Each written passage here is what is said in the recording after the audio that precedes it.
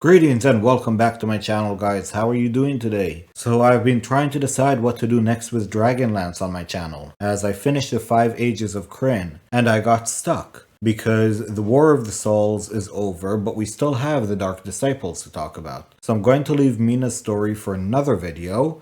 Here we are going to talk about the history of the world through the eyes of the dragons of Dragonlance. So let's dive deep into the world of Krynn.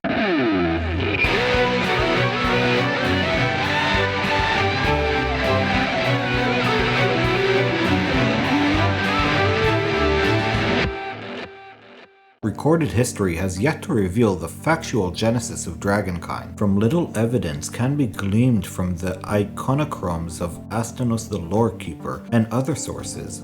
All that may truly be said is that at one time in the distant past, before many of the mortal races were fully established, the chromatic and metallic clans have been at war. Legendary names from that period have been associated with either clan, and they are still well known to date by Krynn's dragons. From the evil dragons, we had Akis the white, Kruzos the black, Koril the green, Archon the blue, and Furion the red, the mightiest of them all. All of these dragons were male dragons. And on the other hand, we have the metallic dragons of good, who all were female, and their names are Shirnar the brass, Quarisin the copper, Haraner the bronze, Tianaron the silver, and Aurora the gold. Each group of dragons, light and dark, ruled half the world. It was in some part the lure of greater dominion that caused them to turn upon each other. Legends continue to state that at that time,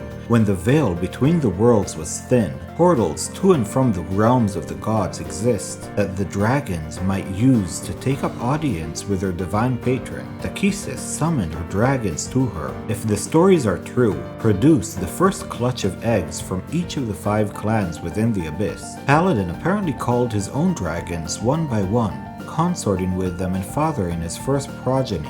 The female metallic dragon's progenitors kept their eggs in a hiding place on Krynn, protected from the threat of the chromatic brothers. Whether or not the gods were the parents of the next generation of dragons is a matter of theology, as the dragons themselves will not furnish proof or acknowledge the veracity of that. What is certainly the case is, following the assurance of the survival of their respective lineages, the original dragons erupt into a violent conflict that ended in their mutual destruction. This event is described in some fashions in many of the ancient tales of the ogres and Bakali, and it signifies the beginning of the humanoid race's dominance over the world rather than the dragons. Now I want to point out here that the evil dragons ambushed and killed 4 out of the 5 good dragons. The only one that remained was Aurora. She alone was able to kill all 5 of the chromatic dragons and protect the eggs of all of her sisters in the process. While she was doing that, she sacrificed her own life, coiling herself around the red Furiosa and turning both of them into stone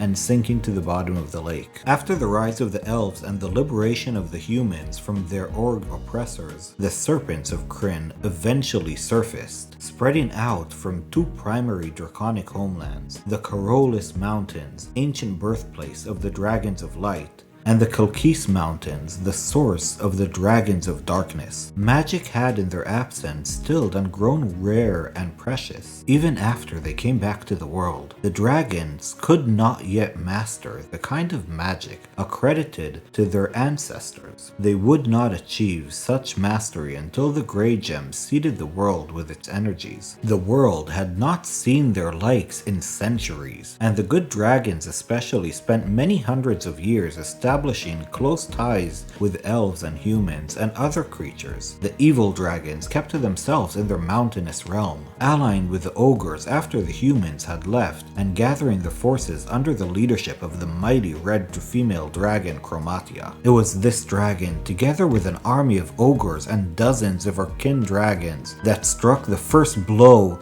that would later be referred to as the First Dragon War. Despite the name the First Dragon War, this war involved the elves of Sylvanosti as much as it involved the dragons themselves. Chromatia engineered an attack upon the young elf nation. When she was sure the metallic dragons were convening in the Karolish Mountains, the good dragons learned too late only discovering the devastation caused by Chromatia's attack when they flew to check on the elves' progress. Chromatia's dragon slew 3 of the 5 male patriarchs at the time, leaving only the gold Aryakan and the silver Darlatan alive. Elven history explains that the evil dragons possessed an advantage of magic, which the good dragons had not yet mastered. This, combined with the cunning and sheer numbers of the chromatic dragons, meant that the good dragons needed help from the two-legged mortals of Krynn for any hope of victory. Enlisting the assistance of the elven tribe leader named Sylvanos, the good dragons came up with a two-pronged response to the chromatic threat.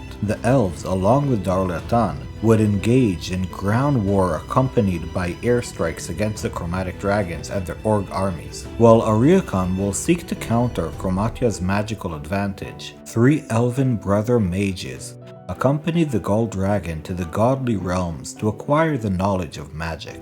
In the process, their skill at arcane power was increased. Elven lore suggests that the god of magic were responsible for bestowing spellcasting secrets upon Aryakan and the elves, and for either granting them or showing them the technique of crafting 5 Dragonstones with which to defeat the enemy dragons.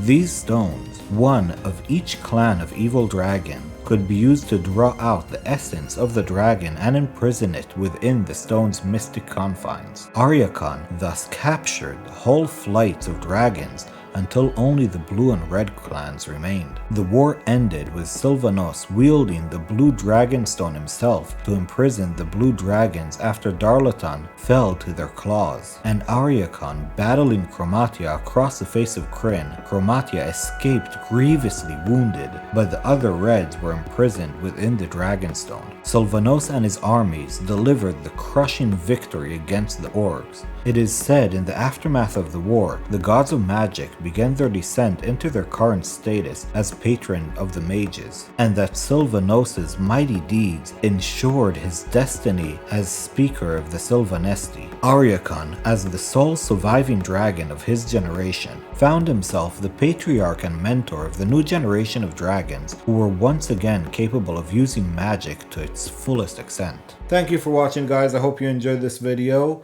and we will continue next time with Aryakan and his training of the young dragons and the subsequent dragon wars. So we'll see you there. Have a great day.